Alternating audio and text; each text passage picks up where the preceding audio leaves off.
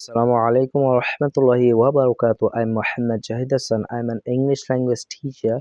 Right now, I'm going to talk about a word, and the word is affair. It's the noun. The spelling of this word is AFFAIR, affair. And the meaning of this word is ঘটনা বিষয় বা সম্পর্ক.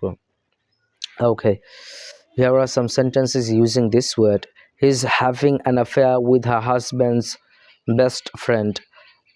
Affairs of a state are important government matters. She organizes his financial affairs very efficiently. It's a family affair. She saw the whole affair as a great joke. The debate was a pretty disappointing affair. How I spend my money is my affair. Okay, right now I'm going to drill two sentences from here. It's a family affair. It's a family affair. It's a family affair. It's a family affair. It's a family affair. It's a family affair. It's a family affair. It is a family affair. এটা একটা পারিবারিক বিষয়. How I spend my money is my affair.